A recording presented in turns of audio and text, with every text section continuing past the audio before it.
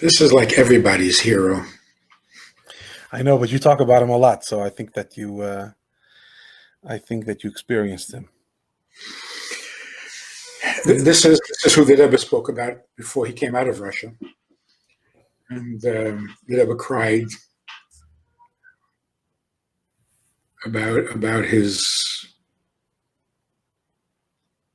heroics. This is a Mendel Futerfas. Mendel Futerfas was named after his father. So his name is Menachem Mendel ben Menachem Mendel. His father died before he was named. So he was orphaned at a very young age. And he grew up to be this giant of a man. I mean, he was actually short, but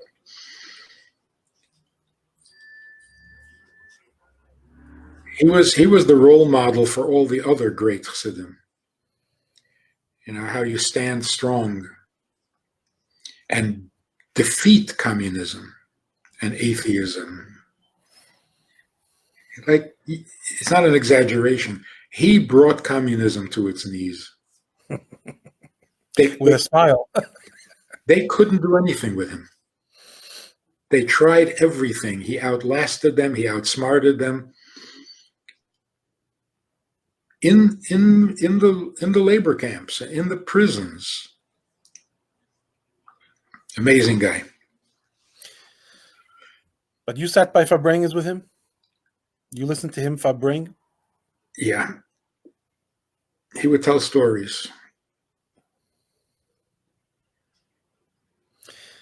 And what were his shining qualities, other than the fact that he brought the Soviet Union down? When he was done with the Soviet Union, what were his shining qualities after that? With Hasidim, with Bachrim, I mean, he was a bridge between the Rebbe and the Hasidim. Well, in his last years, the Rebbe asked him to move to Kfar Chabad and to become the mashpia and the yeshiva there. And I was so jealous. Imagine hearing from him every day. Unbelievable.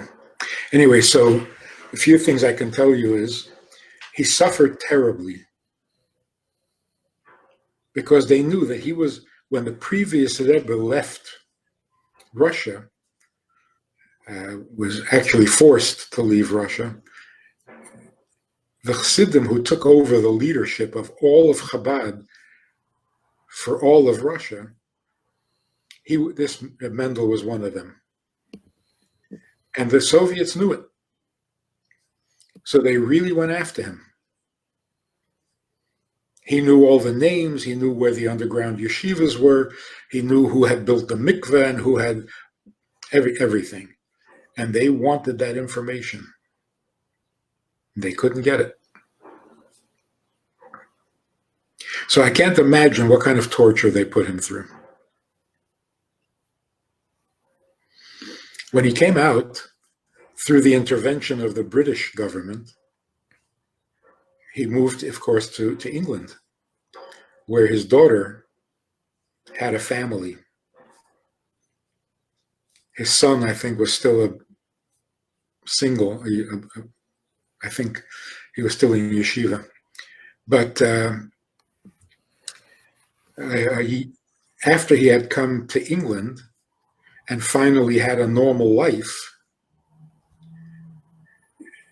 his daughter died in a car accident.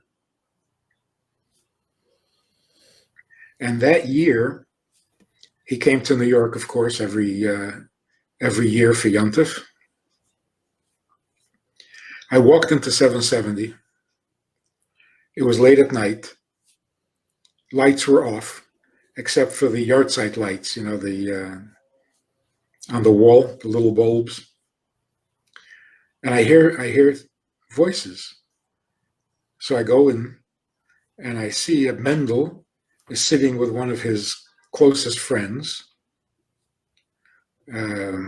Morozov. Mendel Morozov? Yes. And I really didn't want to eavesdrop on the conversation, but this is what I heard. Mendel Morozov was saying, it's really hard. It's really hard.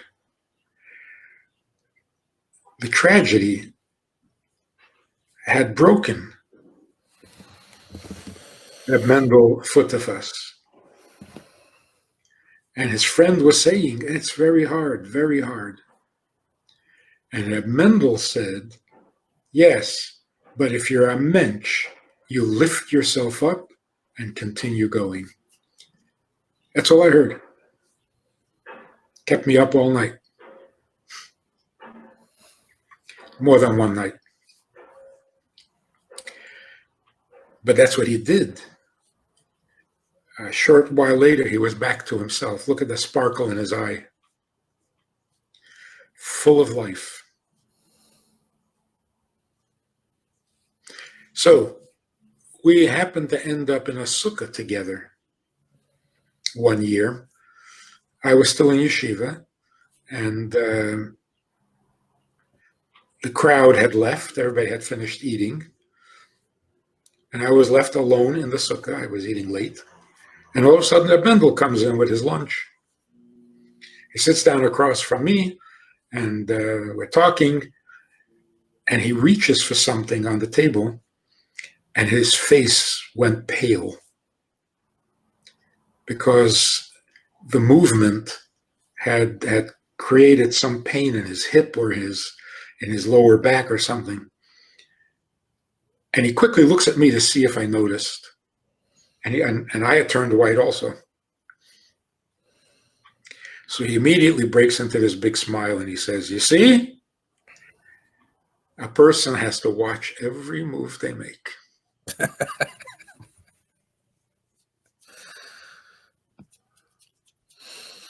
You told a story about him in a sukkah, I think, or maybe not, about somebody hitting him on his hat, trying to get his attention. That was his partner in crime. That was Osher Sasankian. And who reprimanded him? He did. Oh, so okay. So I didn't get the story totally wrong. So what was that story? Because it's one of my favorite stories ever. Yeah, they had just come out of Russia. It was Sukkot, you're right. And word got out that they would be leading a Farbrengen. 200 people showed up. This is like 1965, 66, approximately, yeah? Something like that. Probably 67. Yeah. So there's a Farbrengen, and 200 people are singing, and they're inspired, and the other chassid, Reb Usher, had also been in Soviet prisons and gulags and so on, and managed to survive. But he was like almost, although they were the same age, this Reb Usher was like a student of Reb Mendel's. Wouldn't do anything without asking Mendel first. Anytime you asked him to come somewhere, to go somewhere, to do something, that fragen by Mendel. So anyway, they were sitting next to each other, and somebody wanted the usher's attention, wanted to tell him something. During this big Farbrengen. During the singing, when everybody was singing. So he couldn't make himself heard to catch the usher's attention. So he leans across the table to kind of, slap him on the cheek and get his attention. Farbrengen. Reb Usher saw the hand coming, and he instinctively pulled back. And Reb Mendel noticed this. And Reb Mendel turned to him very, very sharp, and he said to him, one day in America, and all of a sudden you're afraid of a slap? Pull yourself together.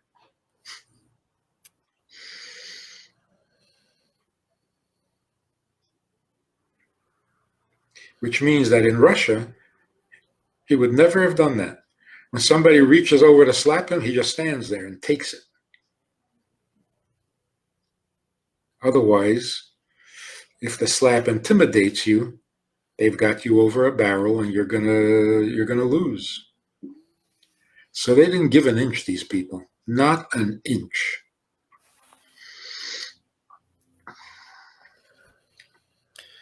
Yeah, you see, that's what I'm talking about. You said it, if I bring in, you could have the most amazing chassid, inspiring personality. But when you have these kind of people sitting and talking to you, and they're not telling their stories, it's just incredible. He also told a story about him, about people coming to New York for Yom Tif, right? And he was the welcoming committee. That was him. Yes, I'm not messing that up. Yeah, it's a rather longer story, but yeah, he came out in '67, and then I remember what year it was that the Soviets suddenly allowed a large group of Chassidim to leave for Israel. Okay. It was already, I think, in the '70s. So that Mendel had been to New York. Reb Mendel was already familiar with the whole scene. He was practically an American already. But then this large group of Chassidim who were allowed to go to Israel, the first Rosh Hashanah that they were free, the Rebbe paid for all of them to come to New York for Rosh Hashanah. He gave them all tickets to come for Rosh Hashanah. And that was known as the Rosh Hashanah of the Russians. The Rebbe gave them seats up front. He honored them with hakafis when Simchas Torah came around and called up to the Torah. Anyway, so when they arrived, they all came on one flight. So they're all coming from the airport, each one with a taxi or two in a taxi or with their children. Mendel is standing in front of 770, and one taxi after another pulls up. And the people in the car are the Chassidim that Mendel had not seen in many, many years. Because either he was in the labor camp or they were in the labor camps and they missed each other. Some of them he didn't even know were still alive. Must have been an amazing time to be alive. So I'm standing there, teenager, and I'm just overwhelmed by the intensity of emotion. You don't see that kind of emotion in the West. People are cool. They don't have that depth of heart. So every time a taxi pulled up and the door opened and Mendel saw somebody he hadn't seen, and they may have suffered together or grown up together or taken risks together. Of course, they embraced each other, and the emotions were so thick you could cut it with a knife. And then the next taxi would come in, and Mendel would run to the other one, and they would hug and they would cry and laugh. It was really, really intense. The only person that I knew who had that depth of emotion, both for joy and for pain, was my mother, because she was also from Russia. Anyway, one taxi after another, and there must have been 15 of them. And Mendel is overflowing with emotion. And between taxis, he kept saying, "Now that's an airplane. An airplane that brings such guests. That airplane." That's what airplanes were created for. The existence of airplanes was now justified. So as I'm standing there, and he is going through these intense memories and reliving all sorts of stuff, you would think that he was pretty preoccupied. But he noticed me standing there and gawking at what was going on. You know, this American kid who doesn't understand what friendship is and what emotions are and what joy is and so on. How do I know he noticed me? I'm standing there and some guy walks by. Mendel falls on his, around his shoulders, and he's kissing him, and the guy is like, "Excuse me." He wasn't from the taxis, and he wasn't from Russia. He says, the guy says to Mendel, "Excuse me, I'm from England. I'm British." So Mendel is still holding on to him, and he turns to me, standing there gawking, and he says, "No, so if he's from England, you don't have to kiss him." He felt like he had to teach me something because, a kid is standing there, an older chassid, a mashpia. Amazing, the presence of mind combined with the intensity of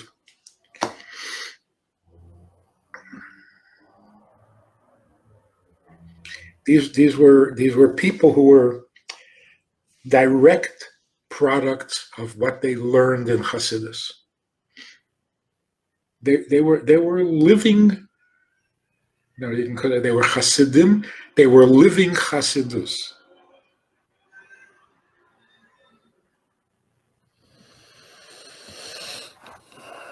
It is the biggest question. Just remembering from my days in teaching yeshiva in Minnesota. Why do we need to learn this stuff?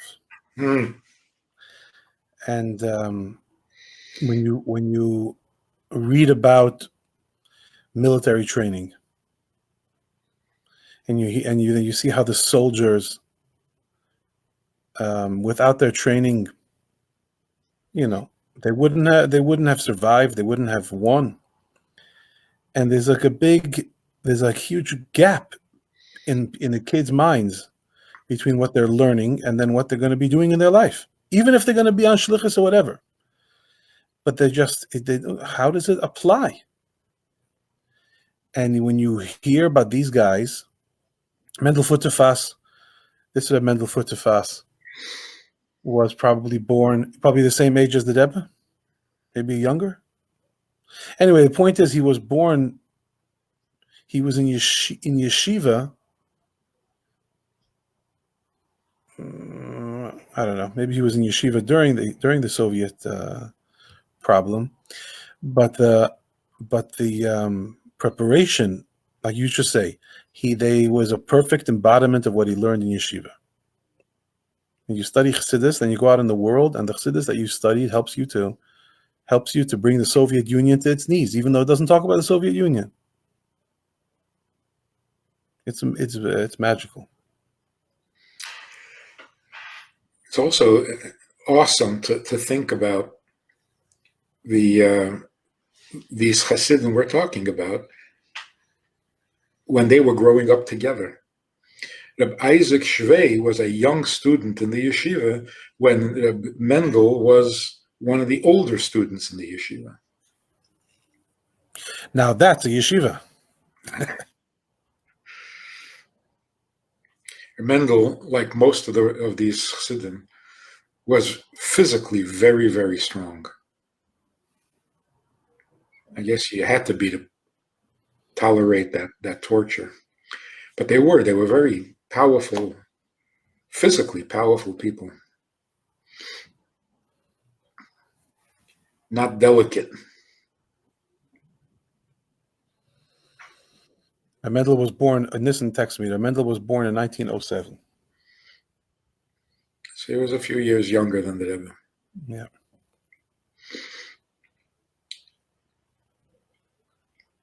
somebody asked him, just very innocently, how were you able to do that? How did you survive all that? And Mendel's honest, uh, sincere answer was, if you had been there, you would have done it. The situation called for that kind of behavior, so what choice did I have? Well, there were a lot of people that were there that didn't do it. I know. It's not a. I mean, it's very nice to him to say that, and I'm sure he believed it. I mean, you have a story that you always tell about him encountering a rabbi coming off a bus. Yes. So he knew that not everybody that was there was going to do it. Yeah. But he still believed that people would do it. But what he saw the guy getting off the bus was to him not an option. Right, but he saw that for some people it was an option. I think if you were there wouldn't have been an option for you either. Could be you would be from the weaker ones. Just like you had no option but to resist the communists, you also had no option but to be a Jew. It was just not an option. It's an amazing, and that's why if the Rebbe had given him any kind of special attention, it would have hurt him.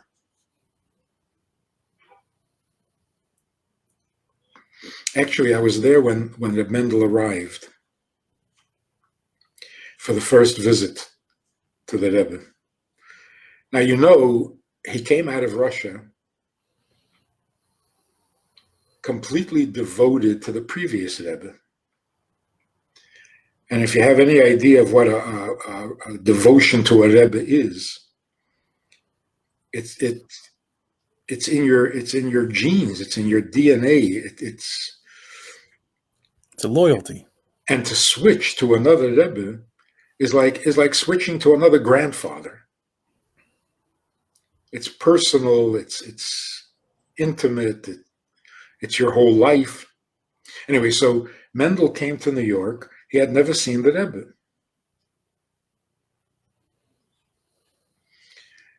And the Rebbe had spoken about him and cried when he spoke of him. So obviously, when Mendel was arriving, we all wanted to see how this first encounter between a chassid and his new Rebbe, we foolishly thought we would see something. So I was standing on a bench upstairs in 770 for Ma'ariv. And the Mendel had come in before the Rebbe, like everybody else. And then the Rebbe walks in. And I'm looking at the Mendel, and I'm looking at the Rebbe. You wouldn't know, you could not tell that anything unusual was happening. They were both containing the emotions. It was on the outside, you saw absolutely nothing, which was so impressive. Mind you, this was a man who wrote the Rebbe a letter in his mind. Right? And the Rebbe got it and responded to his family. So, yeah. Amazing. Actually, he was in a labor camp when the previous Rebbe passed away in 1950. They had constant interrogations. And the interrogations, according to Reb Mendel, were worse than the prison itself. It was mental torture, and they were good at it. They were experts. And they would play these games, and you never knew what they're going to come at you with. And you had to be on your toes, and it was always in the middle of the night when you were tired. Anyway, they called him into the office, and he was expecting a typical interrogation. this guy said to him, Mendel, it's over. Give it up. The Rebbe passed away. His first thought was, cute, try something else. He didn't believe him. And then when Mendel told the story, he said, you know that when you hear the truth, you know it's true. Something told me that it was true. And for the first time in all the years, my knees buckled and I had to sit down. But only for a minute. Because then I realized the sun sets and then the sun rises. There'll be another Rebbe. So I stood back up and I didn't let him get to me. Let me the perfect example for what kind of strength it took to survive those mental tortures and so on. One of the guards informed Reb Mendel, because everybody loved him, even the murderers there. He came and informed Reb Mendel that another chassid by the name of Moshe was arrested the night before, and that he was put in a cell on the floor just below Reb Mendel, and that if he spoke into the opening in the floor, in the cement floor, where the heating pipe goes, Moshe will be able to hear him. So late at night, Mendel lays down on the floor and puts his mouth next to the opening, and he says, Moshe. Now, Moshe was new. He didn't have the contacts.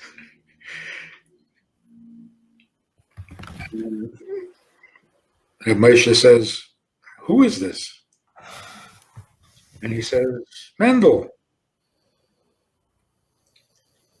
And then he asked him the first question. Moshe repeated it when he came to Montreal, and I was in yeshiva, and he was verbanging. He says, Mendel asked me, Du bist zufrieden?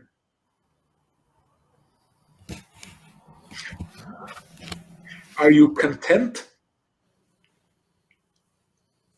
This is what you ask somebody who was just thrown in jail by the Soviets, who was almost certain not to survive and never come home. You're asking, bist du zufrieden? What did he mean? What did he mean by asking that? He meant Who's like Moshe, by the way? Who's a Moshe? Moshe. Vishensky? Yeah. Yeah. What he meant was this. They're going to try to break you. That was the biggest danger. They'll beat you. Okay, they'll beat you. But they're going to try to break you. And you have to resist. Because you start giving out names and people are going to die like flies. So you have to resist. So Mendel said to him, he wanted to know, are you equipped? Are you ready for this? And to be ready for this, you can't give an inch. You can't surrender an inch. If you're not content to be here, they're going to get to you. If you're, what is the word?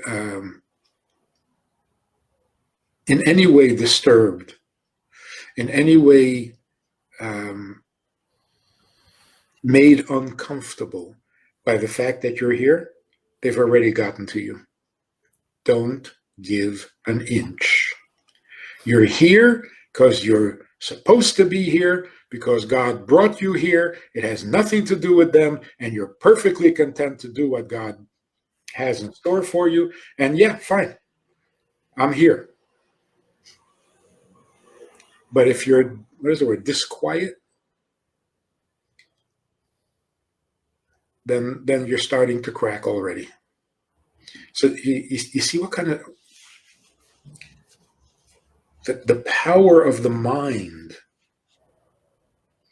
You know, sometimes you hear about these gurus or yogis They can go into a trance and walk on burning coals or whatever that is. The power of the mind. They train for that for years and years and years. And then what can they do? They can tolerate some pain. These guys tolerate some pain. That's for a child.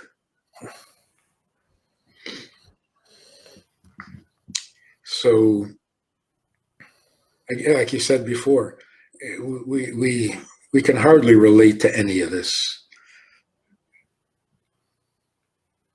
But some of those qualities are necessary not only in a crisis, not only when lives are at stake, but when the meaning of life is at stake. I remember hearing from a soldier, I don't know if I read it, where this soldier had been through very difficult circumstances and had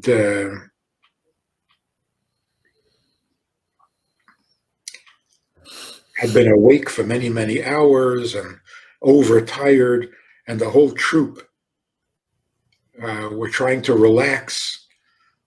And this guy said, "Okay, I'm going to sleep." And someone said to him, "You can sleep? You'll be able to sleep?" He says, "My body does what I tell it to do. If I tell it to sleep, it's going to sleep."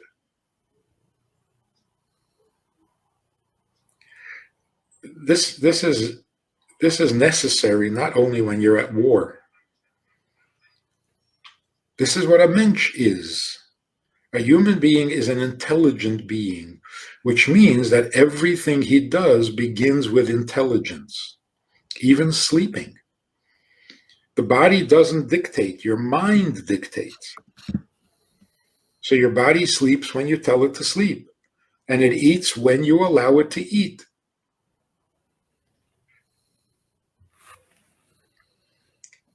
I remember as a kid thinking, the Rebbe sat at Fabrengens sometimes 7 hours. There were those famous Fabrengens that lasted 7 hours. Never, in all the years, I never saw the Rebbe yawn.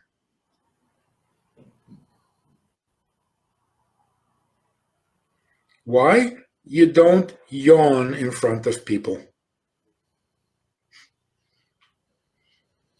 And if you tell your body not to yawn, it doesn't yawn.